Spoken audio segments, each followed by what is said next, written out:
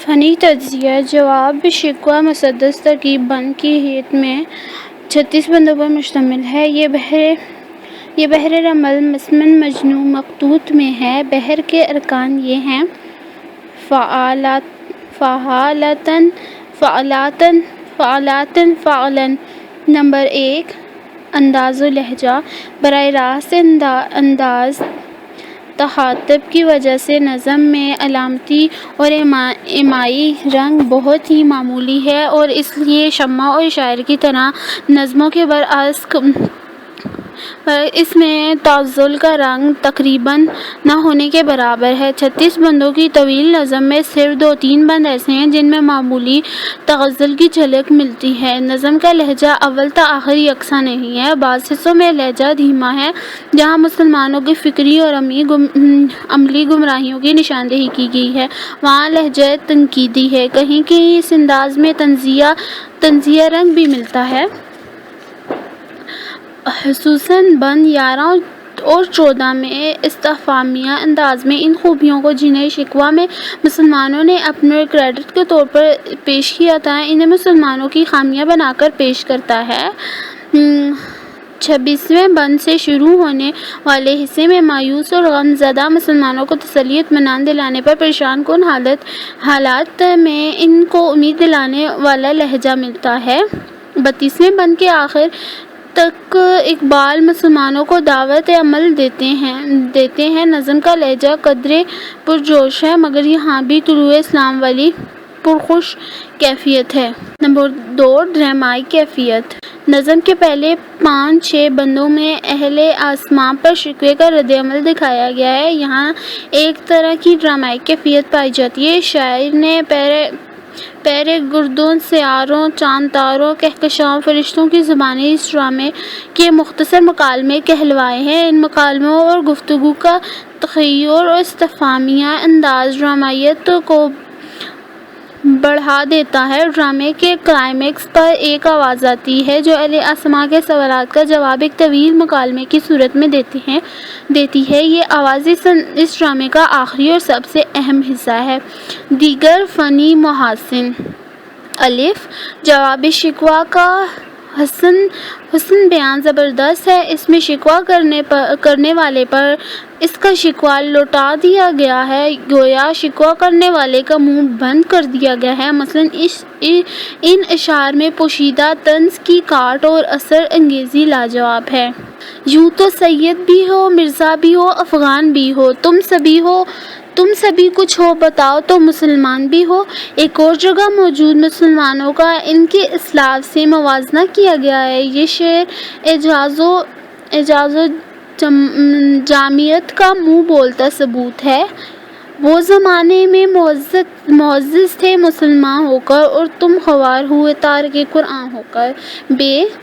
تصویر کاری اور تشبیہ کی مثالیں جواب شکوہ میں بہت منفرد ہیں۔ کشتی حق کا زمانے میں سہارا تو ہے، اثر نور رات میں دھندلا سا ستارہ تو ہے۔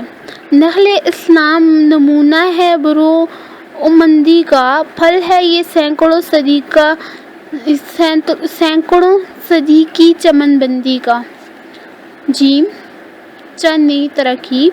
جواب شکوہ میں سہیل فرس اعداد، مردش چشم زمین، غیرک بانگ درا، برق طبع، شعلہ مکالی، قدسی الاصل، دانائے رموز کم کی نئی تراکیب کا استعمال کیا گیا ہے۔ دال، صنعت گیری، صنعت طلمی ہے آیا یورش تا تار کے فسانے سے، پاسباں مل گئے کعبے کو صنم خانے۔ صنعت طباق ایجابی، منفعت ایک ہے اس قوم کی، نقصان بھی ایک ہی سب کا، نبی دین بھی ایمان بھی ایک۔ صنعت مرات النظیر، حرم پاک بھی، اللہ بھی، قرآن بھی ایک، کچھ بڑی بات تھی، ہوتے جو مسلمان بھی ایک۔ صنعت ترافق، غافل آداب سے سکہ اسماء کیسے ہیں، غافل آداب سے سکا زمین کیسے ہیں؟ غافل آداب سے سکا زمین کیسے ہیں؟ شوق کو گستاخ یہ پستی کے مکی کیسے ہیں؟ سنت ترسی سینکڑوں نخل ہیں کالیدہ بھی بالیدہ بھی، سینکڑوں بطن چمن میں ابھی پوشیدہ بھی ہیں۔ سینکڑوں نخل ہیں کالیدہ بھی بالیدہ بھی ہیں، سینکڑوں بطن چمن میں ابھی پوشیدہ بھی ہیں۔ سنت تاکید الزام بمایسیہ المدح حجو یا مذمت کی تاکید ایسے لفظوں سے جو مدح سے مشابہت رکھتے ہیں سنت تاکید الزم کہلاتی ہے۔ ان کو تہذیب نے ہر بند سے آزاد کیا، لا کے کعبے سے صنم خانے میں آباد کیا۔ سنت اطراءت جس کی مدح یا مذمت کی جائے اس کے نام کے ساتھ باپ کا نام بھی موجود ہو۔ بت شکن اٹھ گئے باقی جو رہ گئے بت گر ہیں، تھا ابراہیم پدر اور پسر آذر ہیں۔ جواب شکوہ کا اختتام خصوصاً بے نظیر ہے۔ اقبال نے حب رسول سے اپنی عقیدت کا اظہار اس طرح کیا ہے کہ حضرت محمد کی غلامی میں ہی مسلمان کی نجات اور اس کی کائنات کے علاوہ اگلے جہاں کی بادشاہت ملنے کا اعلان بھی فرمایا ہے۔ کی محمد سے وفا تو نے تو ہم تیرے ہیں، یہ جہاں چیز ہے کیا لوح و قلم تیرے ہیں۔ شمع اور شاعر تعارف اور پس منظر۔ شمع اور شاعر فروری 1912 میں لکھی گئی اور 2 ماہ بعد انجمن حمایت اسلام کے 27ویں سالانہ اجلاس منعقد 16 اپریل 1912 میں پڑھی گئی۔ اقبال نے نظم کے آغاز سے پہلے ایک مختصر تقریر کرتے ہوئے فرمایا، میری آج کی نظم ایسی جامع ہے جس میں مشکلات کی تصویر اور حل کرنے کے نسخہ درج ہو گیا۔ اس کے لیے آپ کو ان دونوں حیثیتوں سے دیکھیں، ایک شاعرانہ پہلو سے، دوسرے تجاویز نسخہ کے لحاظ سے، اور اسی لیے غرض ہے کہ خدا کے واسطے تم توجہ کرو اور اسلام کی عزت بڑھانے کے لیے پوری سرگرمی سے کام لو۔ ڈاکٹر رفیق الدین ہاشمی لکھتے ہیں، یہ نظم مولانا ظفر علی خان نے اپنے پریس میں خاص اہتمام سے 10,000 کی تعداد میں چھپوائی اور 8 آنے فی کاپی قیمت رکھی۔ انہوں نے اعلان کیا اس کی فروخت سے جو 5,000 روپے وصول ہوگا اسے ڈاکٹر اقبال کو دے کر تبلیغ اسلام کے لیے جاپان بھیجا جائے گا۔ شمع اور شاعر کا پس منظر 1911 کے خاتمے پر اور 1912 کے آغاز میں دنیا اسلام کے دردناک صورتحال جو ہر درد مند مسلمان کے دل کو رلا رہی تھی۔ 29 ستمبر 1911 کو اٹلی نے طرابلس پر ایک بھرپور حملہ کر دیا۔ وہاں ترکوں کی بہت قلیل فوج مقیم تھی، لیکن انور پاشا غیر معمولی صلاحیتوں کے مالک تھے۔ ان کے دعوت جہاد کا طریقہ ایسا دل نشیں تھا کہ قبائلوں کی صدیاں پرانی عداوت اخوت میں بدل گئی اور عربوں نے اطالیوں کا بہت سا اسلحہ چھین لیا۔ اس جنگ کے حوالے سے اقبال نے انہی دنوں ایک اور نظم حضور رسالت مآب میں بھی لکھی۔ دونوں نظموں میں اس اضطراب کی واضح جھلک موجود ہے جو طرابلس کے واقعات کو سن کر مسلمانوں کے دلوں میں پیدا ہو رہا تھا۔ اس نظم کے متعلق ڈاکٹر یوسف حسین خان فرماتے ہیں، اقبال نے اپنی نظم شمع اور شاعر میں ایمائی کیفیت کا کمال دکھایا ہے۔ سارا مکالمہ کنائی کی زبان میں ہے۔ یہ نظم اقبال کے آرٹ کا اعلیٰ نمونہ پیش کرتی ہے۔ شاعر اپنی ایمانی قوت سے سامع اور اپنی ذہنی بلندیوں کی سیر کراتا ہے۔ ذیل میں نظم شمع اور شاعری کی فکری اور فنی خصوصیات پر بحث کی جا رہی ہے۔ نمبر 1، فکری جائزہ۔ دراصل شمع اور شاعر کے پہلے بند میں شاعر کی حیثیت عالم اسلام کے اس علامتی فرد کی ہے جو پوری امت مسلمہ کی نمائندگی کر رہا ہے۔ شمع کے سامنے شاعر کا سوال اس امر کا اظہار ہے کہ امت مسلمہ ان فرائض کو فراموش کر چکی ہے جو باری تعالیٰ نے اس سے تفویض کیے تھے۔ گویا بالواسطہ یہ سوال کیا جا رہا ہے کہ کیا امت مسلمہ کی نشاط ثانیہ ثانیہ کی صورت ہو سکتی ہے۔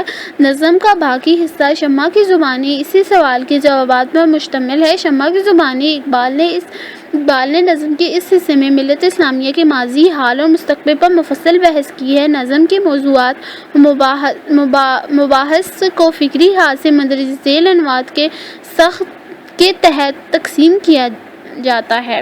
نمبر 1، قومی انحطاط۔ اقبال کے نزدیک مسلم انحطاط کے اسباب یہ ہیں: 1، مسلمانوں کا انفرادی کردار ختم ہو چکا ہے، وہ صرف نام کے مسلمان ہیں۔ 2، مسلمانوں کے اندر ایسی باتیں قیادت کا فقدان ہے جو بھٹکی ہوئی ملت کو اسلام کو منزل مقصود کی طرف لے جائے۔ 3، مسلمان آپس کی انتشار و نفاق کا شکار ہو چکے ہیں۔ جب تک وہ متحد رہے روئے زمین پر ان کا کوئی ہمسر اور حریف نہ تھا، لیکن باہمی نفاق کا شکار ہوتے ہی ان کی جمعیت ختم ہو گئی اور ساتھ ہی آبرو بھی گئی۔ زوال مسلم گنوانے کے بعد اقبال مسلمانوں کی عظمت رفتہ کا ذکر کرتے ہیں۔ غرض میں کیا کہوں تجھ سے کہ وہ صحرا نشین کیا تھے، جہاں گیر و جہاں دار، تارا جہاں بان او جہاں آرا۔ دراصل مسلمانوں کی اجتماعی بے حسی، جمود و قومی انحطاط پر اقبال کا شدید طنز بند 2، 3، 4 کے آخری اشعار میں نمایاں ہے۔ نمبر 2، مقام مسلم۔ دور حاضر کے مسلمان کو مقام مسلم کی طرف توجہ دلاتے ہوئے انحطاط کا آغاز اس مصرع سے ہوتا ہے: آشنا اپنی حقیقت سے ہو اے دہقان ذرا۔ پھر اقبال اس دہقان کو مختلف مثالوں اور علامتوں کے ذریعے سمجھاتے ہیں کہ تم اللہ تعالیٰ کی محبوب ترین قوم ہو۔ تمہاری عظمت کا ثبوت یہ ہے کہ تم نے دنیا بھر سے حق کے لیے معرکہ آرائی کی۔ صحراؤں یا سمندر اور دریا، تم نے ہر جگہ خدا کا نام لیا اور تلواروں کی چھاؤں میں بھی اللہ کا کلمہ بلند کیا۔ شاید مسلمان سمجھتے ہیں کہ موجودہ دور کا مسلمان احساس کمتری کا شکار ہے، حالانکہ وہ بہت کچھ ہے، بلکہ سب کچھ ہے۔ نمبر 3، راہ عمل۔ مسلمانوں کی بے حسی اور جمود کے باوجود اقبال ایک باہمت رہنما کی طرح مسلمانوں کے مستقبل کے بارے میں پرامید ہے۔ دل میں منزل مقصود کی تڑپ تازہ کرتے ہوئے اقبال کے نزدیک ایک رخت سفر کی حیثیت سے مسلمان کے لیے سب سے زیادہ ضروری چیز شراب خانہ ساز اور نقد خوداری ہے۔ بند 2 تا 6 اور 8 میں اقبال بار بار اس کی طرف توجہ دلاتا ہے کہ خودی کا تقاضا ہے کہ مسلمان کسی معاملے میں بھی غیر مسلموں کا احسان مند نہ ہو۔ ان کی تہذیب و تمدن اور معاشرت و ثقافت سے بے نیاز ہو جاؤ۔ اقبال سمجھتے ہیں کہ مسلم قوم کے خاکستر میں اب بھی ایسی چنگاریاں موجود ہیں جو ان کے سینوں میں نشاط ثانیہ کے لیے عزم نو کی آگ لگا سکتی ہے۔ اس امکان کو ذہن میں رکھتے ہوئے وہ بار بار یہی کہتے ہیں: خیمہ زن ہو وادی سینا میں مانند کلیم، ہاں اسی شاخ کن پر پھر بنا لے آشیاں۔ شمع اور شرم مسلمانوں کے لیے راہ عمل متعین کرتے ہوئے اقبال نے 2 بنیادی امور کی طرف توجہ دلائی: 1، خودی کا احساس، 2، تقلید مغرب سے اجتناب۔ مسلمان جب ان باتوں پر عمل پیرا ہوگا تو پھر وہ شعلہ بن کر پھونک دے خاشاک غیر اللہ کا مجسم بن جائے گا۔ نمبر 4، روشن مستقبل۔ اقبال کی تمنا ہے کہ خاکستر مسلم میں دبی ہوئی چنگاریاں بھڑک اٹھیں۔ اقبال نے انہیں خوب بھڑکانے کی کوشش کی ہے، مگر مسلمانوں میں جذبہ بیدار ہو جائے تو پھر آسمان کو نور سحر سے آئینہ پوش ہونے سے کوئی نہیں روک سکتا۔ اقبال روشن مستقبل کی منزل تک پہنچنے کے لیے اپنی آتش نوائی کو ضرور سمجھتے ہیں۔ یہ آواز قافلہ حجاز کے لیے زاد راہ کی حیثیت رکھتا ہے۔ طلوع سحر اور جلوہ خورشید کی تابانی کے لیے ضروری ہے کہ مسلمان تقلید مغرب سے اجتناب کریں اور باعمل رہنما راہ عمل میں ان کی رہنمائی کریں۔ آخری بند میں اقبال اس شعر کی بیداری کی نوید سنا رہے ہیں جس نے کسی زمانے میں صحرا سے نکل کر روما کی سلطنت کو الٹ دیا تھا۔ آخری بند پڑھتے ہوئے یوں احساس ہوتا ہے کہ جیسے اقبال کہہ رہا ہو، میں ظلمت شب میں لے کر نکلوں گا اپنے درماندہ کاروں کو، شیر رفتہ ہوگی آہ میری، نفس میرا شعلہ بار ہوگا۔ عالم اسلام کی افسوسناک حالت پر دکھ درد کا اظہار کرنے اور آنسو بہانے کے باوجود اقبال شمع شاعر کے دور سے لے کر مرض موت تک مسلمانوں کے مستقبل کے بارے میں پر امید رہے۔ فنی جائزہ: شمع شاعر ترکیب بند ہیت کے 11 بندوں پر مشتمل ہے۔ بحر رمل مسمن مقدوس الآخر میں ہے۔ بحر کا وزن اور ارکان یہ ہیں: فعلتن، فعلتن، فعلتن، فعلن۔ ایک فارسی حصہ: شمع شاعر کا پہلا بند فارسی میں ہے۔ چونکہ اقبال کی شاعری کا مخاطب پورا عالم اسلام تھا، جہاں اس زمانے میں اردو سے زیادہ فارسی قابل فہم تھی، اس لیے وہ فارسی کو ذریعہ اظہار بنا رہے تھے۔ اس کا ایک سبب یہ بھی ہے کہ اردو شاعر کے جذبات کی شدت اور جوش و خروش کا ساتھ نہیں دے سکتی تھی، اس لیے وہ فارسی کو اظہار کا ذریعہ بناتے تھے۔ دو علامتی انداز: نظم کا انداز مزیہ اور علامتی ہے۔ نظم کا نام شمع شاعر ہے، مگر اصل موضوع ملت اسلامیہ ہے۔ شاعر کا لفظ صرف عنوان میں آیا ہے، نظم میں کہیں استعمال نہیں ہوا ہے۔ شمع سوز دل کی علامت ہے۔ ساقی، پھول، میں کش، موج دہقان وغیرہ کی علامتیں مسلمان کے لیے اور کیس کی علامت مسلم رہنماؤں کے لیے استعمال ہوئی ہے۔ ڈاکٹر یوسف حسین خان کہتے ہیں کہ شمع شاعر میں ایمانی کیفیت کا کمال دکھایا گیا ہے۔ نمبر 3، رنگ تغزل: اقبال کا کمال فن اور شاعرانہ خوبی کا ثبوت یہ ہے کہ ان کی نظموں میں بھرپور رنگ تغزل پایا جاتا ہے۔ شمع شاعر بحیثیت مجموعی رنگ تغزل میں ڈوبی ہوئی ہے۔ در جہاں مثل چراغ لالہ صحرا ستم، نے نسیم محفلیں نے قسمت کا شانہ، تھا جنہیں ذوق تماشا وہ تو رخصت ہو گئے، لیکن اب تو وعدہ دیدار عام آیا تو کیا۔ 4، نظم کا لہجہ: پہلا بند ایک سوال ہے، اس کا لہجہ بھی سوالیہ ہے۔ بند 2 تا 5 میں اقبال نے ملین اطاعت کا رونا رویا ہے، اس لیے اس حصے میں فرسودگی، تعصب، غم و اندو اور رنج و عالم کا رنگ غالب ہے۔ اگلے 4 بندوں میں اقبال مسلمانوں کو ان کے اصل مقام سے آگاہ کرتے ہوئے بڑے رازدارانہ انداز میں فہمائش کرتے ہیں، جیسے کوئی شخص اپنی بھٹکی ہوئی مگر پھر تاب ہو کر راہ راست پر آئے جانے والی اولاد کو نصیحت کرتا ہے اور سمجھاتا ہے۔ اس لیے لہجہ مفکرانہ اور ناصحانہ ہے۔ بند نمبر 8 میں وہ مسلمانوں کو ایک راہ عمل دکھا کر عمل اور جدوجہد کی تاکید کر رہے ہیں، اس لیے اس کا لہجہ اکسانے والا ہے۔ آخری حصے میں مسلمانوں کو نعید مسرت سنائی گئی ہے، اس لیے لہجہ پرجوش ہے۔ 5، دیگر لسانی خصوصیات: 1، نادر تراکیب: شعلہ آشامی، نقط خودداری، سطوط رفتار دریا، دشت جنوب پرور، ثروت بربط عالم وغیرہ جیسی نادر تراکیب سے نظم کے حسن و معنویت میں اضافہ کیا گیا ہے۔ 2، محاکات: آخر شب دید کے قابل بھی بسم کی تڑپ، صبح دم کوئی اگر بالائے بام آیا تو کیا۔ 3، صنعت طلمی: تنگ ہے صحرا تیرا، محمل ہے بے لیلا تیرا۔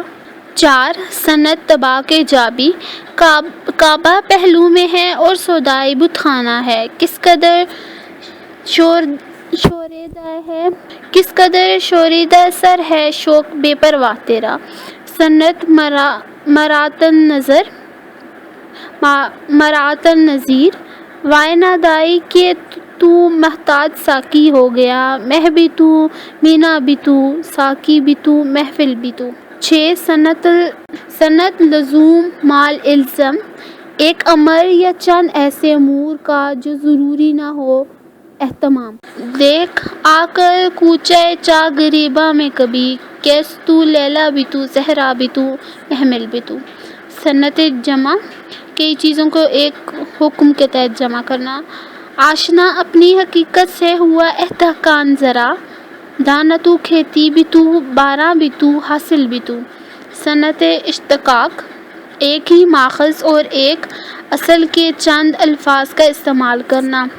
آکس کی جستجو آوارہ رکھتی ہے تجھے، آکس کی جستجو آوارہ رکھتی ہے تجھے، راہ بھی تو، راہ رخ بھی تو، راہبر بھی تو، منزل بھی تو۔ شمع شاعر میں شروع سے لے کر آخر تک بندش بہت ہی چست ہے اور ہر مصرع نغمگی اور ترنم کے سانچے میں ڈھلا ہوا، اس لیے پروفیسر سروری کو کہنا پڑا کہ یہ نظم بانگ درا کا دل ہے۔ عزیز طلبہ، یہ آڈیو ریکارڈنگ آپ کے لیے ہیومینیٹیرین ڈیولپمنٹ آرگنائزیشن ایبٹ آباد کے ذریعے اہتمام کی گئی۔ ہیومینیٹیرین ڈیولپمنٹ آرگنائزیشن ایبٹ آباد 2011 سے اپنی مدد آپ کے تحت صحت، تعلیم اور معاشی خود مختاری کے شعبوں میں بہتری کے لیے کوشاں ہے۔ ادارہ نے نہ صرف خیبر پختونخوا بلکہ ملک بھر کے نابینا طلباء کی تعلیمی مشکلات اور رکاوٹوں کو دور کرنے کے لیے ایف اے تا ماسٹرز لیول کی نصابی کتب اور کورسز، جن میں علامہ اقبال اوپن یونیورسٹی کے کورسز بھی شامل ہیں، کو آڈیو ریکارڈنگ میں منتقل کرنے کا اہتمام کیا ہے، تاکہ نابینا طلباء اعلیٰ تعلیم تک رسائی حاصل کر کے ملک و قوم کی ترقی اور خوشحالی میں اپنا بھرپور کردار ادا کر سکیں۔ یہ تمام آڈیو ریکارڈنگز نابینا طلباء کو بالکل مفت فراہم کی جا رہی ہیں۔ نابینا طلباء کے علاوہ دیگر طلباء بھی اس تعلیمی سہولت سے استفادہ کر سکتے ہیں۔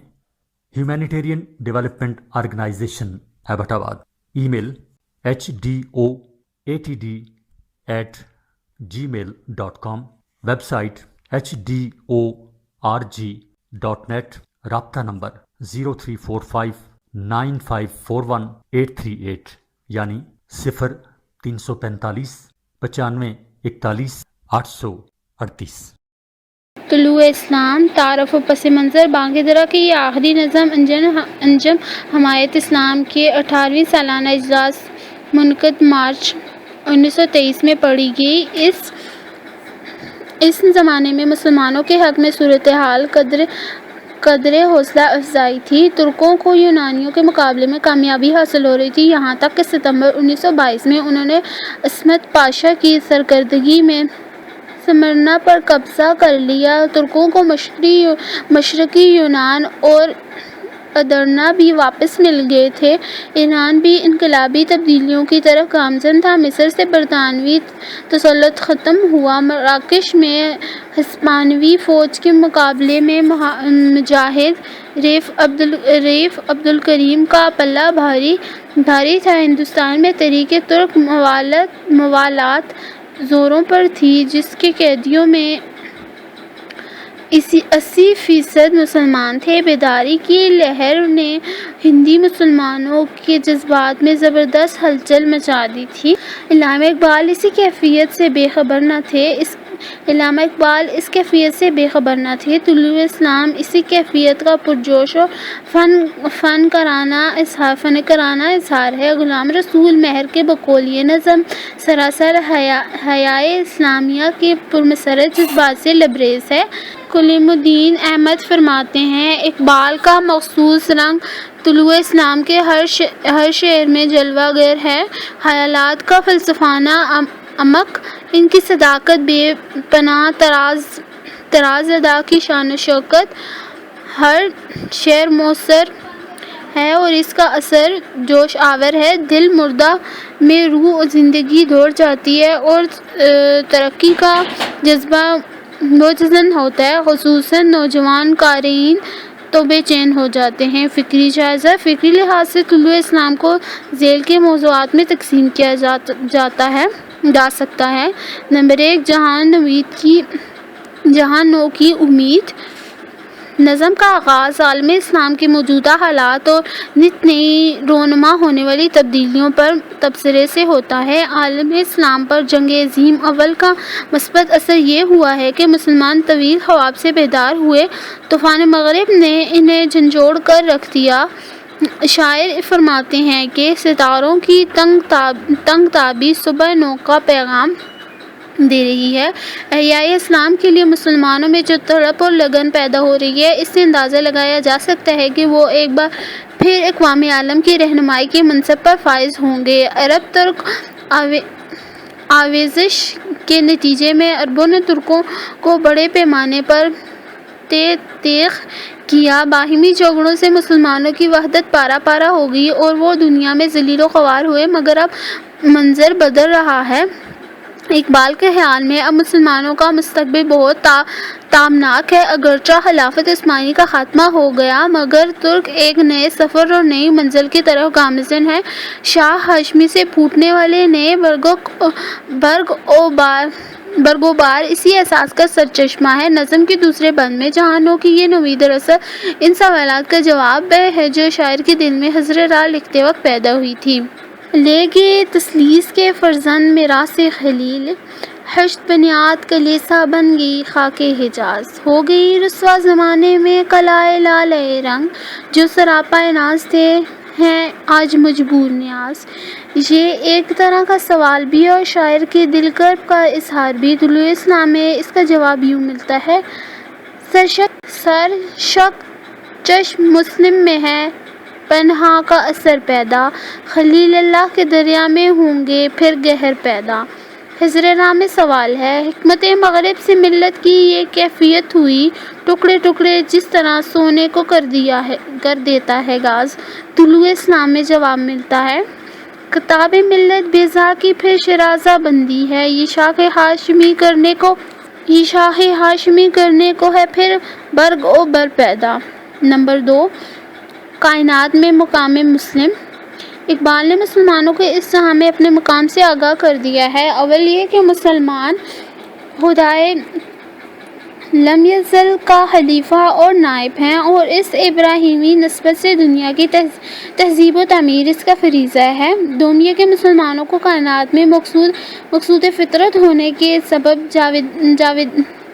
جاویدانی حیثیت حاصل ہے۔ سوم یہ کہ نیابت الہی کے درجے پر فائز کر کے اللہ تعالیٰ نے دراصل اسے ایک آزمائش میں ڈال دیا ہے، اور چارم اس کے مقام و مرتبے کا تقاضا یہ ہے کہ اب اسے نہ صرف ایک ملت کی حیثیت سے اپنی بقا و تحفظ کی فکر کرنی ہے، بلکہ ایشیا کی پاسبانی کا فریضہ بھی انجام دینا ہے۔ نمبر 3، مسلمان کا کردار، اہم خصوصیات۔ اقبال کے نزدیک مسلمان کو اپنے عمل و کردار کے ذریعے خود کو اس منصب کا اہل ثابت کرنا ہوگا۔ بنیادی طور پر دنیا کی امامت کے لیے صداقت، عدالت، شجاعت کی 3 خصوصیات ضروری ہیں، مگر خلوص عمل اور کردار کی پختگی کے لیے اقبال نے چند اور خصوصیات کو بھی لازم قرار دیا ہے۔ سب سے پہلی اور ضروری چیز ایمان ہے۔ گماں آباد ہستی میں یقین مرد مسلمہ کا، بیاباں کی شب تاریخ میں قندیل ربانی، یقین محکم عمل پہم محبت فاتح عالم۔ مسلمانوں کو اپنے کردار میں زور حیدر، فکر بزر اور صدقے سلیمانی پیدا کرنے کی ضرورت ہے، کیونکہ دور حاضر کے فتنوں سے نبرد آزما ہونے اور دنیا میں ظلم و استبداد اور چنگیزیت کی بے خونی کے لیے سیرت فولاد کا ہونا ضروری ہے۔ اقبال ایک اور جگہ فرماتے ہیں: ہوں حلقہ یاراں تو بریشم کی طرح نر، رزم حق کو باطل ہو تو فولاد ہے مومن۔ چوتھا، پانچواں اور ساتواں بند انہی نکات کی تصحیح ہے کہ اگر مسلمان ذوق یقین، محبت فاتح عالم اور عمل پہم کی صفات کو اپنا لے تو پھر ولادت بادشاہی اور علم ایشیا کی جہانگیری اس کے سامنے کوئی حقیقت نہیں رکھتی، پھر وہ صرف اپنی نگاہ سے ایک دنیا کی تقدیر بدل سکتا ہے۔ کوئی اندازہ کر سکتا ہے اس کے زور بازو کا، نگاہ مرد مومن سے بدل جاتی ہیں تقدیریں۔ نمبر 4، جنگ عظیم کے نتائج و اثرات پر تبصرہ۔ چھٹے بند میں جنگ عظیم اول کے واقعات کے نتیجے میں عالم اسلام پر اس کے اثرات پر تبصرہ کیا گیا ہے۔ یہاں ترکوں اور یونانیوں کے درمیان برپا ہونے والی انہی معرکوں کی طرف اشارہ ہے جس میں ترکی نے فتح حاصل کی تھی۔ ہوئے مدفون دریا زیر دریا تیرنے والے کا اشارہ ان یونانیوں کی طرف ہے جنہوں نے آبدوزوں کے ذریعے جنگ میں حصہ لیا تھا۔ اس بند کے آخری شعر میں ایک بار پھر اقبال نے ایمان و ایقان کی تعمیر ملت کے لیے ناگزیر قرار دیا ہے کہ ملت کی تقدیر اسی سے وابستہ ہے اور یہی اس کی اصل قوت ہے۔ نمبر 5، مغرب سے مایوسی۔ جنگ عظیم اول کی ہولناکی اور تباہی و بربادی کی وجہ سے اقبال کے دل میں مغرب کے خلاف نفرت پیدا ہوئی۔ انہوں نے 8ویں بند کے پہلے 4 اشعار میں مختلف پہلوؤں سے مغرب پر تنقید کی۔ 1، یورپ کا نو آبادیاتی نظام جس کے ذریعے یورپ نے اپنے سامراجی نظام کو مستحکم کیا ایک لعنت ہے۔ 2، یورپ کا سرمایہ دارانہ نظام دراصل سامراجیت کی بدترین شکل ہے۔ نمبر 3، مغرب کی جدید تہذیب کی ظاہری چمک دھمک جھوٹے نگوں کی طرح اور سیراب کی مانند ہے۔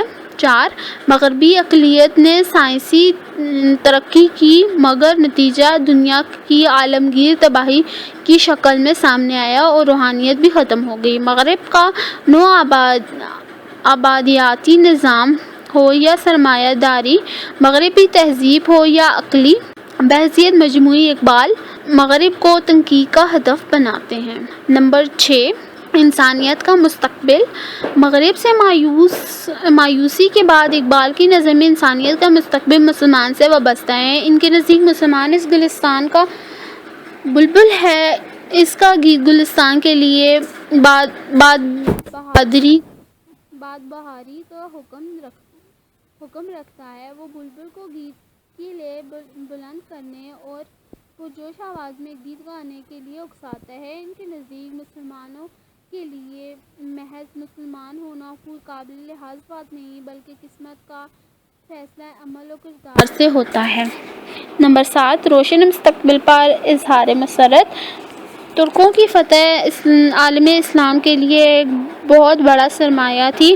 یوں معلوم ہوتا تھا جیسے عالم اسلام انگڑائی لے کر بیدار ہو رہا ہے۔ ترکوں کی فتح گویا مسلمان نشانہ ثانیہ کی طرف پہلا قدم تھا کیونکہ اقبال کا یہ کہنا تھا، سنا ہے میں نے یہ قدسیوں سے، وہ شعر پھر ہوشیار ہو گیا۔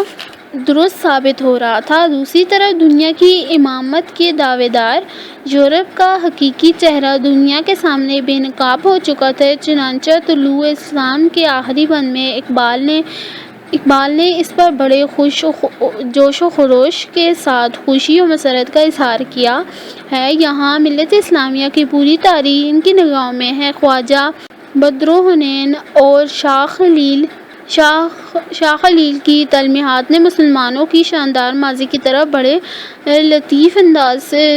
لطیف اشارے کیے ہیں۔ اقبال کے نزدیک جب تک ملت کی تاریخ میں ایسی مثالیں موجود ہیں دنیا کی کوئی طاقت اس کو نیست و نابود نہیں کر سکتی۔ یہاں اقبال نے حافظ کا فارسی شعر نقل کیا ہے جو ایک ایسی کیفیت کی ترجمانی کرتا ہے جب کوئی شخص مسرت کی انتہائی جذبات کے لبریز دل کے ساتھ دوستوں کا ہاتھ پکڑ کر خوشی کے عالم میں رقص کرنے لگتا ہے۔ فنی تجزیہ۔ طلوع اسلام ترکیب بند ہیت میں کل 9 بندوں پر مشتمل ہے۔ نظم کی بحر کا نام حجز مسمن ہے۔ بحر کا وزن اور ارکان یہ ہیں: مفاعیلاً مفاعلاً مفاعلاً مفاعلاً۔ نمبر 1، براہ راست خطاب۔ اقبال نے اپنی بعض طویل نظموں مثلاً ذوق و شوق یا مسجد قرطبہ کے برعکس طلوع اسلام میں تخاطب کا بلاواسطہ اور براہ راست طریقہ اختیار کیا ہے۔ اس نظم میں اقبال مسلم دنیا کے حالات پر تبصرہ کرتے ہوئے مسلمانوں کو دعوت جدوجہد دیتے ہیں اور روشن مستقبل کی خوشخبری سناتے ہوئے براہ راست خطاب کا طریقہ اپنایا ہے۔ اس وجہ سے طلوع اسلام میں رمز ایما کا وہ بلند معیار نہیں ملتا جو اقبال کی بعض دوسری نظموں میں پایا جاتا ہے۔ نمبر 2، متنوع لہجہ۔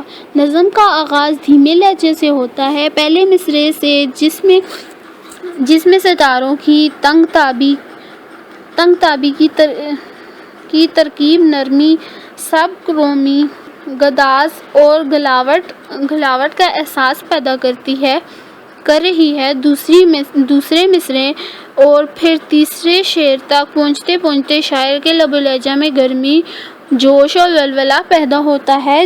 جوں آگے بڑھتے جائیں، لب و لہجے کی تیز و تندی میں بھی اضافہ ہوتا چلا جاتا ہے۔ دوسرے بند کے آغاز میں شاعر کا لہجہ پھر قدرے نرم ہو جاتا ہے، مگر بند کے اختتام پر سوز و ساز زندگی کے ذکر کے بیان میں پھر وہی گرمی اور وہی جوش پیدا ہوتا ہے۔ لب و لہجے کا یہ اختلاف پورے نظم میں موجود ہے، ایک ایسے عظیم الشان موقع پر جب تاریخ ایک نازک موڑ کر اپنے نئے اور نسبتاً روشن دور میں داخل ہو رہی تھی۔ شاعر کے لہجے میں سرمستی کی کیفیت کا پیدا ہو جانا عین فطری ہے۔ نظم کا آخری بند جو شدت جذبات کے تحت اقبال نے فارسی میں لکھا تھا، جوش و خروش اور مسرت و سرمستی کا بھرپور اظہار ہے۔ نمبر 3، تحسین فطرت۔ طلوع اسلام میں شاعر نے حسن فطرت اور اس کے مظاہر و اجزاء کے تذکرے اور تحسین کا کوئی موقع ہاتھ سے نہیں جانے دیا۔ نظم کا آغاز ہی صبح روشن ستاروں کی تنگ تابی افق اور آفتاب سے ہوتا ہے۔ آگے چل کر فطرت کے ان تمام خارجی مظاہر کا تذکرہ ملتا ہے جن پر اقبال شید و فریفتہ ہیں، مثلاً طوفان تلاطم ہائے دریا، لیلۂ نرگس، شاہین عرس لیلا وغیرہ۔ اقبال نے ایک طرف تو ان کے ذریعے اپنا نقطۂ نظر کمال خوبی اور بلاغت کے ساتھ ادا کر دیا، اور دوسری طرف فطرت کے حسن کو دل کھول کر خراج تحسین بھی پیش کیا۔ طلوع اسلام کا یہ پہلو کہ وہ فکر کے ساتھ ساتھ تحسین فطرت کے ذوق کی آبیاری بھی کرتا ہے، اقبال کی رومانوی طبع کا بھی ثبوت ہے۔ نمبر 4، بلاغت۔ اقبال نے طلوع اسلام میں تاریخ اسلام و مختلف زمانوں اور علاقوں کے مسلمانوں کی قومی خصوصیات اور شخصی خوبیوں کے بڑے بلیغ اشارے پیش کیے ہیں۔ عطا مومن کو پھر درگاہ حق سے ہونے والا ہے، شکوہ ترکمانی، ذہن ہندی، نطق عربی۔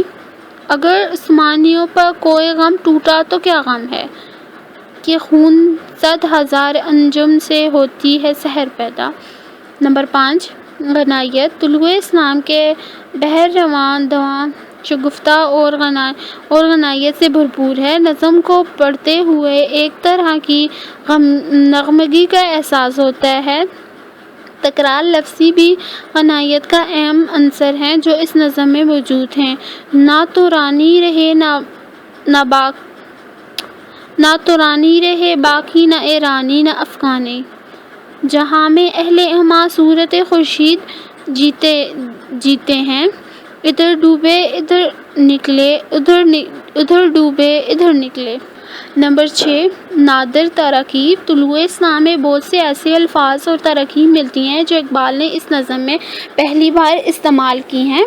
ڈاکٹر یوسف حسین خان کا خیال ہے کہ اقبال نے اپنے کلام میں زندگی کی نسبت جس قدر ترکیبیں اور تشبیہیں استعمال کی ہیں، ان کی مثال فارسی اور اردو کے کسی دوسرے شاعر کے ہاں نہیں ملتی۔ مثلاً جولان گاہے اطلس، نطق عربی، کتاب ملت بیضا، خون 100,000 انجم وغیرہ۔ نمبر 7، تشبیہات۔ تشبیہ کو حسن کلام کہا جاتا ہے۔ اقبال تشبیہوں کا بادشاہ ہے۔ اقبال مضمون کی طرفگی اور حسن کو اپنی تشبیہات سے دوبالا کر دیتا ہے۔ طلوع اسلام میں مثالیں دیکھیے۔ گما آباد ہستی میں یکی مرد مسلمہ کا بیاباں کی شب تاریخ میں قندیل ربانی، جہاں میں اہل ایمان صورت خورشید جیتے ہیں، ادھر ڈوبے ادھر نکلے، ادھر ڈوبے ادھر نکلے۔ نمبر 8 صنعت ترافق، جس مصرے کو چاہے پہلے پڑھے، معنی میں فرق نہیں آئے گا۔ تیرے سینے میں ہے پوشیدہ راز زندگی کہہ دے، مسلمہ سے حدیث سوز و ساز زندگی کہہ دے۔ نمبر 9 صنعت تضمین، اثر کچھ خواب کا غنچوں میں باقی ہے تو اے بلبل، نوارت تلخ نرمی زن چو ذوق نغمہ کمیابی۔ نمبر 10 صنعت تلوی، مٹایا کیس و کسرا کے استبداد کو جس نے، وہ کیا تھا زور حیدر فکر بوذر صدق سلیمانی۔ نمبر 11 مرات النظیر، غبار آلودہ رنگ و نسب ہیں بال و پر تیرے، تو اے مرغ حرم اڑنے سے پہلے پرفشاں ہو جا۔ نمبر 12 صنعت اشتقاق، جہاں بانی سے ہے دشوار تر کار جہاں بینی، جگر خوں ہو تو چشم دل میں ہوتی ہے نظر پیدا۔ نمبر 13 محاکات، اقبال لفظوں کے طلسم سے ایسی تصویر کھینچتا ہے اور تخیل کے مقلم سے اس میں ایسی رنگ آمیزی کرتا ہے کہ حقیقت جیتی جاگتی شکل میں سامنے آتی ہے۔ طلوع اسلام میں محاکات کی خوبصورت مثالیں ملتی ہیں۔ گزر جا بن کے سیل تنت رو کو او بیاباں سے، گلستاں راہ میں آئے تو جوئے نغمہ خواں ہو جا۔ ہجر راہ، تعارف، پس منظر۔ نظم ہجر راہ علامہ اقبال نے انجمن حمایت اسلام لاہور کے 37ویں سالانہ جلسے منعقد 16 اپریل 1922 میں ترنم سے پڑھ کر سنائی۔ کہا جاتا ہے کہ اقبال پر جتنی رکعت ہجر راہ پڑھنے کے دوران میں طاری ہوئی تھی، اتنی کسی نظم کے دوران میں طاری نہ ہوئی تھی۔ نظم ہجر راہ کے زمانے میں مسلمان دنیا کے حالت ناگفتہ بہ تھی۔ عرب مختلف ٹکڑوں میں بٹ چکے تھے، جس پر استعماری طاقتوں کی کٹ پتلی شاہ حسین اور اس کے بیٹے داد حکمرانی دے رہے تھے۔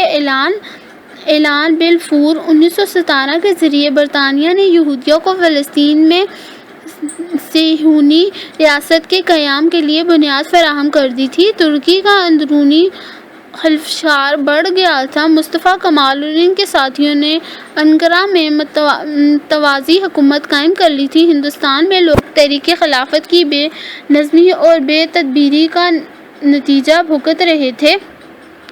1919 میں جلیانوالہ باغ امرتسر کے المناک سانے میں جنرل ڈائر کی وحشیانہ فائرنگ سے سینکڑوں افراد لقمہ اجل ہو گئے اور پنجاب میں مارشل لا نافذ ہوا۔ یہ نظم انہی پرآشوب حالات میں لکھی گئی۔ اس کے متعلق غلام رسول مہر فرماتے ہیں، ہجر راہ یقیناً ایک بے مثال نظم ہے۔ اس میں اقبال کی شاعری نئی آواز اوچ گاہوں پر پہنچ گئی۔ اس کے اثر اشعار کی مثال کلام اقبال کے سوا اردو یا کسی دوسری زبان کی قومی شاعری میں نہیں مل سکتی۔ یہ نظم اس قدر دلگراز ہے کہ اس میں اقبال کے دل کی دھڑکنیں، آنکھ کے آنسو اور روح کی لرزشیں شعر کے سانجے میں ڈھل گئی ہیں۔ فکری جائزہ، ہجر راہ میں ان تمام مسائل کا حل بیان کیا گیا ہے جو نوع انسانی کو درپیش تھے، رہنما سے لے کر قرار تک، سرمایہ دار سے لے کر مزدور تک اور حاکم سے لے کر محکوم تک، سب کے لیے فکر و نظر کا سرمایہ موجود ہے۔ نمبر 1 خضر کی شخصیت۔ قرآن پاک کی سورہ کہف میں حضرت موسیٰ کا ایک واقعہ بیان ہوا ہے۔ اس واقعے کا تعلق اس دور سے ہے جب مصر میں بنی اسرائیل پر فرعون کی مظالم کا سلسلہ جاری تھا۔ اس واقعے میں حضرت موسیٰ اور خضر کا ذکر موجود ہے۔ جب حضرت موسیٰ خضر سے کچھ سوالات کرتا ہے اور خضر بعد میں اس کے جوابات دیتا ہے ہے۔ قرآن کریم کے اس واقعے پر پتہ چلتا ہے کہ اللہ تعالیٰ نے خود خضر کو عقل و دانش کی غیر معمولی قوت و صلاحیت عنایت کی تھی، اس لیے حضرت موسیٰ بھی دانش کی تعلیم حاصل کرنے کے لیے اس کے پاس گئے تھے۔ علماء کہتے ہیں کہ خضر ایک غیر انسانی شخصیت ہے جو اللہ تعالیٰ کی طرف سے اس کے تفویض کردہ امور و افعال کی انجام دہی کے لیے مقرر ہے۔ بھولے بھٹکوں کی رہنمائی بھی انہی میں سے ایک کام ہو سکتا ہے۔